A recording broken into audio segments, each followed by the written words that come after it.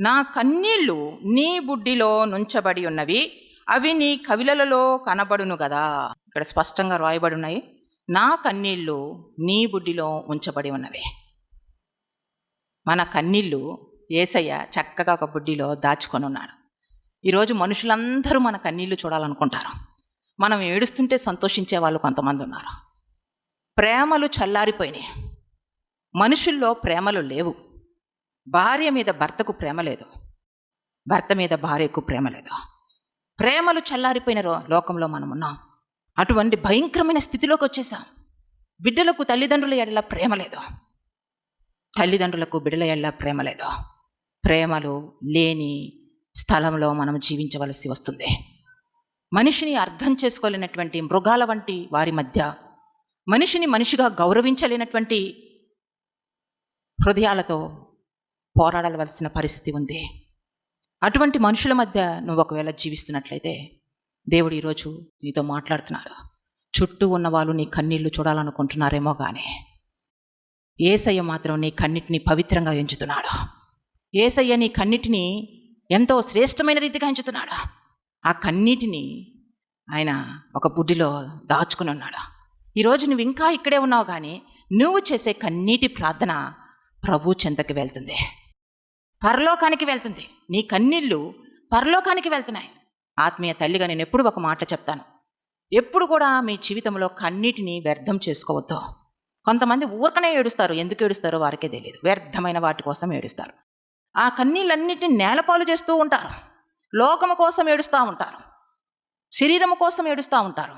కానీ ఆ కన్నీళ్లు చాలా పవిత్రమైనవి, ఆ కన్నీళ్లు చాలా పరిశుద్ధమైనవని ఎరిగి నీ కన్నీరు నువ్వు కన్నీరు కార్చినప్పుడు అవి కేవలము దేవుని పాదాల మీదే పడాలని ఒక మంచి తీర్మానం ఈరోజు తీసుకోవాలా. దేవునికి మహిమ కలుగును గాక.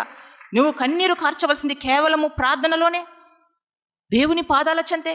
అంతేగాని నీ కన్నీళ్ళు ఎక్కడ పడితే అక్కడ కన్నీరు కార్చుకుంటూ ఉండబాకు. నేనెప్పుడు ఆత్మీయులకు, నా ప్రియ ఆత్మీయ బిడ్డలకు నేను తెలియచేసేది ఏంటంటే, మీ కన్నీరు వ్యర్థము చేసుకోవద్దు. మీ కన్నీరు దేవుని పాదాల మీదనే ఉండాలా. నీ కన్నీటితో దేవుని పాదాలు కడగాలి. అట్టి రీతిలో నీ కన్నీటిని ఇంకా శ్రేష్టమైన రీతిగా నువ్వు మలుచుకోవాలి. అంతేగాని ఈరోజు చాలామంది కన్నీరు గారుస్తూ, అమ్మో రాత్రి అంతా ఏడుచుకుంటా వచ్చానమ్మా. ఎవరి కోసం అంటే ఇంటిలో ఉన్న వాళ్ళ కోసం. నా కుమారుడు నా మాట వినలేదని రాత్రంతా ఏడ్చాను. అదే నీ ఏడుపు. ఏదో నీకు కావాల్సింది కొనిపెట్టలేదని ఏడ్చా, రాత్రంతా ఏడ్చొచ్చా. ఇదే నీ ఏడుపు. ఇటువంటి వాటికి ఆత్మీయులు ఏడవలసిన అవసరం లేదు, కన్నీరు కార్చవలసిన అవసరం లేదు. నీ కన్నీటికి ఒక శ్రేష్టమైన గుర్తింపు ఉంది. నీ కన్నీటిని శ్రేష్టంగా ఎంచే దేవుణ్ణి మనం కలిగి ఉన్నాం. నీ కన్నీటిని పవిత్రంగాను పరిశుద్ధంగా ఎంచే మహోన్నతిని మనం కలిగి ఉన్నాం. నీ కన్నీటిని ఆయన ఒక బుడ్డిలో దాచుకొని ఉన్నాడంట. అంతేకాదు, ఆయన కవిలలో కనబడుచును కదా. అంటే కవిలలో అనంటే పుస్తకములో అని ఉంటుంది. కింద అర్థం ఏంటి? పుస్తకములో. ఆయన ఒక పుస్తకం పెట్టుకొని నువ్వు కన్నీరు కార్చినప్పుడు ఆ పుస్తకములో అది రాయబడుతూ ఉంటుంది. 25 సంవత్సరాల క్రితం నేను ప్రభు పాదాల దగ్గర ఒంటరి స్థితిలో, ఏమీ లేని పరిస్థితుల్లో, చుట్టూ చీకటి అలుముకున్న వేళ నా యేసయ్యకు బలిపీఠాన్ని కట్టాను. అప్పుడే నేను వివాహమై నూతన జీవితాన్ని ప్రారంభించున్న ఇక్కడికి వచ్చాను. నా ఇంటిని వదిలిపెట్టి నేను హైదరాబాద్కి వచ్చాను. వచ్చినప్పుడు ఆ బలిపీఠాన్ని కట్టాను. అయితే నాకు యేసయ్యకి ఒక నిబంధన నేను చేసుకున్నా. నేను యేసయ్య పాదాల దగ్గర ఒక నిబంధన చేసుకున్నా. ఏంటంటే, యేసయ్య, నేను ఎప్పుడు మోకరించి ప్రార్థన చేసినా నేను కన్నీటి ప్రార్థన చేస్తా. నా కన్నీటితో నీ పాదాలు కడుగుతానయ్యా అని నిబంధన చేసుకున్నా. కానీ ఆ రోజు మొదలుకొని నేను ప్రార్థన చేసినప్పుడు దేవుని స్వరముతో దేవుడు ఒకసారి మాట, ఇంత కన్నీరు కారుస్తున్నావు నా కుమార్తె, నీకేం కావాలా? నీకేం కావాలో అడుగు, నేను అనుగ్రహిస్తాను, నేను ఇస్తాను అంటే నేను ఒకటే చెప్పాను, యేసయ్యా, ఈ కన్నీరు కృతజ్ఞత కలిగి నేను కన్నీరు కారుస్తానయ్యా, ఏదో కావాలని కాదు, కృతజ్ఞతతో. ఎందుకంటే నీవు నా కొరకు ప్రాణం ఇచ్చావని కృతజ్ఞతతో కన్నీరు కారుస్తున్నానని చెప్పాను. దేవుడు అంచెలంచెలుగా మమ్మల్ని దీవించాడు, ఆశీర్వదించాడు.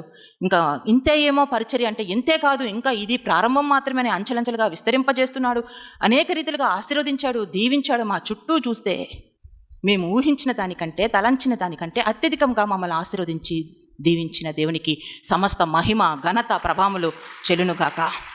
కానీ ఈ రోజుటికి నా ప్రార్థన, నా వ్యక్తిగత ప్రార్థన కన్నీరే. కన్నీటితోనే ప్రార్థన చేస్తాను. కన్నీరు లేకుండా నా జీవితంలో ప్రార్థన లేదు. వ్యక్తిగతంగా నేను మోకరించానంటే కన్నీరు కారుస్తాను. కొన్ని ఇబ్బందికరమైన పరిస్థితులు నా జీవితంలో వచ్చాయి. పరిచే విధంగా నా జీవితంలో పోరాటాలు వచ్చాయి. కానీ కొన్ని దేవుడు చేయాల్సిన మేళ్ళు ఆలస్యమయ్యాయి నా జీవితంలో. శత్రు పోరాటంలో నేను ఒక్కదాన్నే పోరాడలేని స్థితిలో బలహీనమయ్యాను. అటువంటి సమయంలో కూడా నేను కన్నీరు కార్చేదాన్ని.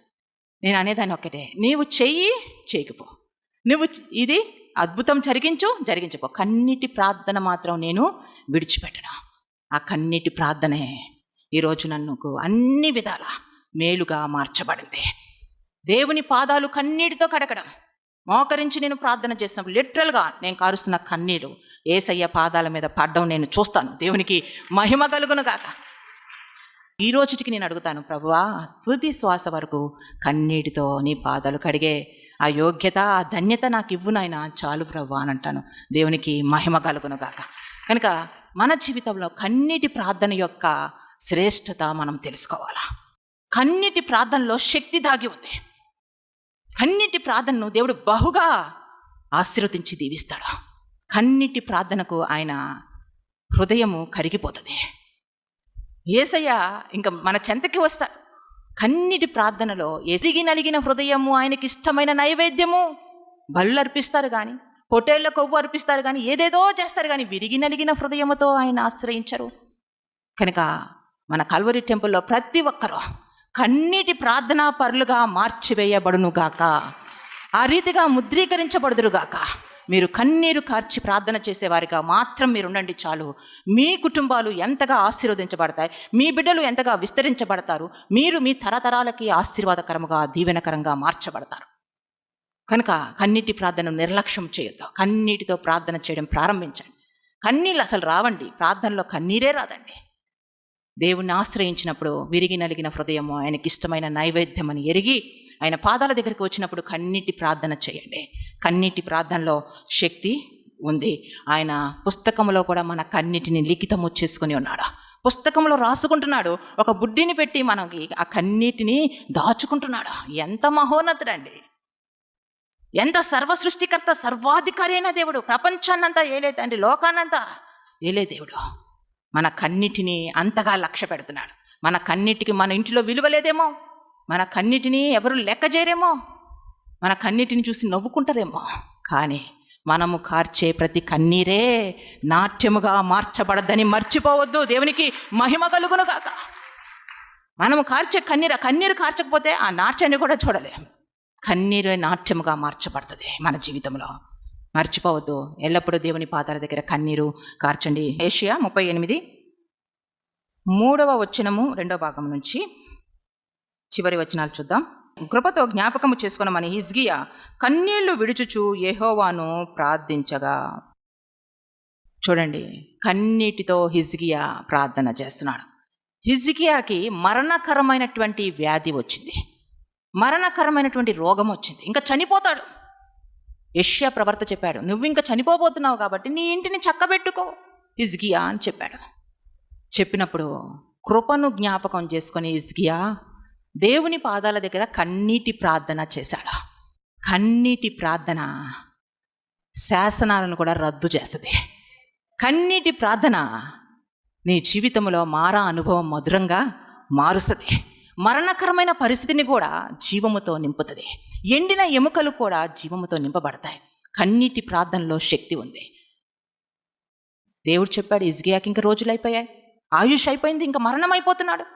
తన రోగమును బట్టి తన జీవితం ఇంకా ముగిసిపోతుంది. కానీ దేవుని యొక్క కృపను జ్ఞాపకం చేసుకుంటూ హిజ్కియా కన్నీటి ప్రార్థన చేశాడు. ఆ కన్నీటి ప్రార్థనలో శక్తి ఉంది. ఆ కన్నీటి ప్రార్థన చేసిన వెంటనే దేవుడు మరి యెషయాతో మాట్లాడుతున్నాడు.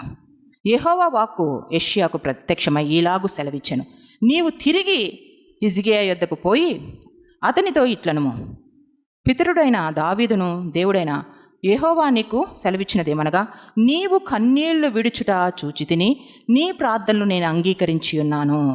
ఇక 15 సంవత్సరములు ఆయుష్ నీకు ఇచ్చేదను, 15 సంవత్సరముల ఆయుష్ నీకు ఇచ్చేదను. చూడండి, మరలా యెషయా దగ్గరికి దేవుని వాక్కు వెళ్ళి హిజ్కియాతో మాట్లాడు. ఏమని మాట్లాడాలంటే, ఇంకా తిరిగి 15 సంవత్సరాలు కన్నీటితో చేసిన ప్రార్థన ప్రభువు చెంతకి చేరిందంటున్నాడు. మరణకరమైనటువంటి పరిస్థితిని కూడా ఆయన తారుమారు చేసి జీవముతో నింపాడు హిజ్కియాని. ఇంకా 15 సంవత్సరాల ఆయుష్ని పొడిగించాడు. ఈరోజు మీ జీవితాల్లో ఎన్నో సమస్యల గుండా మీరు వెళ్తున్నారు, మరణకరమైనటువంటి పరిస్థితుల గుండా వెళ్తున్నారు. ఇక్కడ కొద్దిమంది ఉన్నారు, మీరు ఆత్మహత్య చేసుకునే అంత పరిస్థితి మీ జీవితంలో ఉంది. ఇంకా చచ్చిపోతే బాగుండు. ఈ పరిస్థితుల నుంచి బయటికే వచ్చే పరిస్థితి ఇంకా కానరావడాలా, చనిపోయే పరిస్థితి. ఇంకా దీన్ని దేవుడు కూడా ఏమీ చేయలేడు. ఈ మనుషులను ఇంకా దేవుడు కూడా మార్చలేడు. మారిస్తే 1 సంవత్సరంలో మార్చేవాడు కదా, మారిస్తే ఒక 10 సంవత్సరంలో మార్చేవాడు కదా, ఈ వ్యక్తిని మారిస్తే ఒక 15 సంవత్సరాల్లో మార్చేవాడు కదా. అంటే మార్చలేడంటే దేవుడు కూడా ఇంకా ఈ వ్యక్తిని మార్చలేకపోతున్నాడు, దేవుడు కూడా ఈ వ్యక్తిని రక్షించలేకపోతున్నాడు అని నువ్వు అనుకుంటూ ఇక్కడికి వచ్చావు కదా. నీ కన్నీటి ప్రార్థనలో అద్భుతం జరగబోతుంది.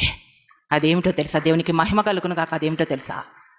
ఎవరైతే రక్షణ లేరో, నశించిపోతున్నారని ఏడుస్తున్నావో, ఎవరు బహుఘోరముగా దుష్టుల పాలై జీవిస్తూ నశించిపోతున్నారని బహుగా వేదన పడుతున్నావో, ఒక వ్యక్తి గురించి నువ్వు విగ్రహంగా హృదయంలో పెట్టుకొని ఎంతో నలిగిపోతున్నావు, ఎంతో వేదనకరమైన పరిస్థితి నీకుంది. దేవుడే నీతో మాట్లాడుతున్నాడు. ఇంక ఇది జరగదేమో అనుకుంటున్నావు, ఇంకా నా సమస్య తీరదేమో అనుకుంటున్నావు. కానీ నీవు కన్నీరు కార్చి ప్రార్థన చేయి. ఈ రోజు నుంచి నువ్వు కన్నీటితో నువ్వు ప్రార్థన చేయడం మొదలుపెట్టు. నీ ప్రార్థన ప్రభు సన్నిధికి చేరుతుంది. నీ ఇంటిలో ఉన్న పోరాటం, శాపగ్రస్తమైనటువంటి పోరాటం, శపించబడినటువంటి పరిస్థితులు, అది కూడా ఆ శాపకరమైనటువంటి పరిస్థితులు కూడా ఆశీర్వాదకరముగా దేవుడు మార్చివేయబోతున్నాడు. దేవునికి మహిమ కలుగును గాక. ఆశీర్వాదకరముగా మార్చివేయబోతున్నాడు. కనుక నువ్వు కన్నీటితో ప్రార్థన చేయడం నేర్చుకో. కన్నీటి ప్రార్థనలో మరణకరమైనది కూడా జీవముతో నువ్వు నింపుతావు. కన్నీటి ప్రార్థనలో ఎండిన లోయలోకి వెళ్ళి ఏ విధంగా ఈ యెహెజ్కేలు ప్రవచనం ఎత్తి ఈ ఎండిన ఎముకలు జీవముతో నింపబడును గాక అన్నప్పుడు అవి ఎముకలన్నీ కూడా, ఎండిన ఎముకలు కూడా జీవముతో నింపబడ్డాయి, ఒక సమూహముగా లేచాయి. ఈరోజు నీ జీవితంలో కూడా, నీ కుటుంబంలో ఎండిపోయిన స్థితి, డ్రైనెస్ వచ్చేసిందా? ఎందుకు పనికిరాని ఆ కుటుంబం చూస్తేనే ఒక చీకటి వలయముగా ఉందా ఆ కుటుంబం? మనశ్శాంతి లేదు ఆ కుటుంబంలో, ప్రేమ లేదు, సమాధానము లేదు, సంతోషము లేదు. చీకటి వలయంగా నా కుటుంబం ఉందని నువ్వు అనుకుంటున్నావా? చీకటి వలయంగా నా జీవితం ఉందని నువ్వు అనుకుంటున్నావా? అయితే దేవుడు నీతో చెప్తున్నాడు, ఆ చీకటినే దేవుడు వెలుగుమయంగా మార్చబోతున్నాడు. దేవునికి మహిమ కలుగును గాక. అది కేవలము నీ యొక్క కన్నీటి ప్రార్థన ద్వారా నువ్వు సాధ్యపరచుకుంటావు. కన్నీటి ప్రార్థన వల్లనే సాధ్యమవుతుంది. నీ బిడ్డల జీవితంలో ఎంతో భయంకరంగా అల్లరి చేస్తున్నారండి, ఎంతో అర్థము చేసుకోలేక తల్లిని తిరగబడుతూ, తండ్రిని మీద తిరగబడుతూ ఇష్టానుసారంగా జీవిస్తున్నారండి. బలహీనతల చేత బంధించబడ్డాడండి. వాడు ఎటు వెళ్తున్నాడో తెలియదు, ఏం చేస్తున్నాడో తెలియదు, నీచమైన స్థితిలో దిగజారిపోతున్నాడని నువ్వు బాధపడుతున్నావు. అయితే కన్నీటితో ప్రార్థించు, కన్నీటి ప్రార్థన మొదలుపెట్టు. ఏమో ఆ పాడైపోయిన జీవితమే, ఆ పాడుగా అయిపోయి ఎందుకు పనికిరాని జీవితమే దేవుడు పనికొచ్చే జీవితంగా మార్చుకొని తన సేవ నిమిత్తం నిలబెట్టుకుంటాడేమో. దేవునికి మహిమ కలుగును గాక. ఇక్కడ హిజ్కియా జీవితము మరణం అయిపోయింది, శాసనము కూడా ఇచ్చేశారు, ఇంకా మరణమే. నీ జీవితంలో ఇంకా ఆయుష్ లేదు, నీ ఇంటిని ఇంకా చక్కపరుచుకో. దేవుడే చెప్పేశాడు, అయిపోయింది, శాసనం అయిపోయింది, దేవుడే విడుదల చేశాడు అది యెషయా ద్వారా. కానీ కన్నీటి ప్రార్థన శాసనాన్ని కొట్టివేసింది. కన్నీటి ప్రార్థన దేవుని హృదయాన్ని కూడా మార్చివేసింది. ఆ కన్నీటి ప్రార్థన ప్రభు చెంతకి చేరింది. ఈరోజు ఇంతవరకు నీ సమస్యలను కన్నీరు కార్చలేదేమో. కన్నీటి ప్రార్థనకు శక్తి ఉంది. కన్నీటి ప్రార్థన. నా జీవితంలో ఈరోజు మీ ఎదుట నేను నిలబడ్డానంటే, దేవుని మాటలు నేను మీకు తెలియచేస్తున్నానంటే, నేను నమ్మిన దేవుడు ప్రతినిత్యము నమ్మకంగా దేవుని పాదాల దగ్గర కన్నీరు కారుస్తున్న నా జీవితాన్ని, 4 గోడల మధ్య చీకటిలో ఉన్న నా జీవితము, ఎవరికి నేను ఉన్నానని తెలీదు, ఒంటరిగా పోరాటం, దేవా అని చెప్పి యేసయ్య వైపు చూస్తూ కన్నీరు కారిస్తే ఒక రోజు వచ్చింది, దేవుడు తీసుకొచ్చి మనుషుల ముందు నిలబెట్టాడు. ఆయన గురించి మాట్లాడమని చెప్పాడు. చీకటిలో ఉన్న జీవితాన్ని వెలుగుమయంలోకి తీసుకొని వచ్చాడు. కనుక ఈరోజు నా ప్రార్థనలు అనేక మందికి ఆశీర్వాదకరంగా మార్చబడ్డాయంటే, దీవెనకరంగా మార్చబడ్డాయంటే, నా ద్వారా పరిశుద్ధాత్మ దేవుడు మీతో మాట్లాడగలుగుతున్నాడంటే, అది కేవలము కన్నీటి ప్రార్థనతో ఆయన పాదాలు కడగడం వల్లే సాధ్యమైంది. దేవునికి మహిమ కలుగును గాక. దేవునికి మహిమ కలుగును గాక. ఈరోజు మీ జీవితాల్లో దేవుని యొక్క మాట మీ జీవితంలో ఎలా ఉన్నా, ఒకవేళ మీరు శాపగ్రస్తమైన వంశంలో ఉన్నారేమో, శాపాల పాలైపోయినారేమో, కానీ తిరిగి నీ జీవితాన్ని ఆనందకరంగా మార్చివేస్తాడు, అద్భుతంగా ఆయన మార్చివేస్తాడు. హిజ్కియా జీవితంలో కన్నీటి ప్రార్థనకి జవాబిచ్చిన దేవుణ్ణే మనం ఆరాధిస్తున్నాం, స్తుతిస్తున్నాం, గణపరుస్తున్నాం. ఆ దేవుడే మన పక్షాన ఉండి యుద్ధము చేసే దేవుడని మర్చిపోవద్దు. తప్పక మన మధ్య ఉండి మనకి జయాన్ని, విజయాన్ని అనుగ్రహిస్తాడు. కనుక అన్ని విషయాల్లో కన్నీటి ప్రార్థన హృదయాన్ని మార్చేసింది, దేవుని యొక్క హృదయాన్ని మార్చేసింది, యేసయ్య యొక్క హృదయాన్ని మార్చేస్తుంది. కనుక మీరు ఈ రోజు నుంచి కన్నీటి ప్రార్థన ఎక్కడ వ్యర్థం చేసుకో, ప్రతి నిత్యము కన్నీటి ప్రార్థన చేస్తామయ్యా. ఈ అంత్య దినాల్లో అపాయకరమైన రోజుల్లో, భయంకరమైనటువంటి పరిస్థితుల్లో మనం ముందుకు వెళ్తున్నాం. ప్రతిరోజు ఒక భయంకరమైన సంఘటన మనం వినవలసి వస్తుంది. ఈ భయంకరమైనటువంటి చీకటి వలయాలు కమ్ముకుంటున్న సమయంలో మన కన్నీటి ప్రార్థనే మనకి ధైర్యాన్ని ఇస్తుంది. మన కన్నీటి ప్రార్థనే మనల్ని ముందుకు నడిపిస్తుంది. మన కన్నీటి ప్రార్థనే మన కుటుంబాన్ని కూడా, నశించిపోయే మన కుటుంబాన్ని కూడా రక్షణలోకి నడిపించుకునే శక్తిని మనకి అనుగ్రహిస్తుంది. దేవునికి మహిమ కలుగును కాక. అలాగనే మన చుట్టూ ఉన్న వారిని మనము రక్షించాలంటే కన్నీటి ప్రార్థన చేయాలి. కనుక కన్నీటి ప్రార్థన నిర్లక్ష్యపరచవద్దు. హిజ్కియా కన్నీటి ప్రార్థన చేసినప్పుడు ఆశ్చర్యరీతిగా తన ఆయుష్ 15 సంవత్సరాలు పొడిగించబడింది. యేసయ్య మన జీవితాల్లో అద్భుతాలు చేసే దేవుడు, ఆశ్చర్య కార్యాలు చేసే దేవుడు, మహోన్నతుడు, మహాగణుడు. ఆయన మనల్ని విడిచిపెట్టే దేవుడు కాదు. నేను బహుగా ప్రేమిస్తున్నాడు యేసయ్య, నిన్ను బహుగా ప్రేమిస్తున్నాడు. కానీ నువ్వు వెళ్తున్న చీకటి మార్గము యేసయ్యకి ఇష్టంలా, నువ్వు కోరుకుంటున్నటువంటి అపవిత్రమైన మార్గము యేసయ్యకి ఇష్టంలా, దాన్ని విడిచిపెట్టు. నువ్వు వెలుగు మార్గం వైపుకి రా, యేసయ్య మార్గంలోనికి రా. నీ జీవితం అంతా వెలుగుమయంగా మార్చబడుతుంది. ఆశీర్వాదకరమైనటువంటి మార్గంలోనికి రా, నీ జీవితం అంతా ఆశీర్వాదకరంగా మార్చివేయబడుతుంది. కనుక కన్నీటి ప్రార్థన చేస్తూ ప్రభు పాదాల దగ్గరికి చేరు. కన్నీటి ప్రార్థన నీ జీవితంలో అద్భుతాన్ని స్వతంత్రించుకునే విధంగా, ఆశ్చర్యకార్యాన్ని స్వతంత్రించుకునే విధంగా చేస్తూ, అక్కడ చూడండి, దేవుడే సెలవిచ్చాడు, చనిపోబోతున్నాడు. తర్వాత దేవుడే మాట్లాడుతున్నాడు, 15 సంవత్సరాలు పొడిగించాడు. దీనికి మధ్యలో ఏం జరిగింది? కన్నీటి ప్రార్థన దేవుని చెంతకి వెళ్ళింది. కనుక కన్నీటి ప్రార్థన, నీ కన్నీటి ప్రార్థన నీకు తెలియదు ఎంత గొప్ప ప్రభావం నీ ఇంటిలో చూపించబోతుందో. నీ కన్నీటి ప్రార్థన నీకు తెలియదు నీ వంశంలో నిన్ను ఎంత ధన్యకరంగా మార్చబోతుందో. నీ కన్నీటి ప్రార్థన ఒకరోజు నీకు తెలియదు ఎంత గంభీరముగా ఆశీర్వాదము, దీవెనను పొందుకోబోతున్నావు. కనుక వింటున్న ప్రతి ఒక్కరూ ఈ రోజు నుంచి కన్నీటి ప్రార్థన పరులుగా మార్చివేయబడాలి. దేవుని పాదాలు ఆశ్రయించేవారిగా ఉండండి. మీ జీవితాల్లో అసాధ్యమైనది దేవుడు సాధ్యపరుస్తాడు. తప్పక అసాధ్యమైనది సాధ్యపరుస్తాడు. అలాగనే యేసయ్య చెప్తున్నాడు, యేసయ్యని కొరడాలతో కొడుతున్నప్పుడు, భయంకరంగా హింసిస్తున్నప్పుడు యేసయ్య అంటున్నాడు, మీరు నా కొరకు ఏడవవద్దు, మీ కొరకు, మీ పిల్లల కొరకు ఏడవండి. కనుక ఏడ్చి మీరు కన్నీటితో ప్రార్థన చేయడం మొదలుపెట్టండి. ఈరోజు ఒక మంచి తీర్మానం తీసుకోండి. కన్నీటిలో శ్రేష్టమైనటువంటి అద్భుతం దాగి ఉంది, ఆశీర్వాదము దాగి ఉంది, దీవెన దాగి ఉంది. కనుక ఇప్పటి వరకు నీ జీవితము అరణ్యం వలె, ఎడారి వలె మారిపోయిందేమో, ఎడారి వలె నీ యొక్క కుటుంబం ఉందేమో. కానీ ఈ కన్నీటి ప్రార్థన ద్వారా ఈరోజు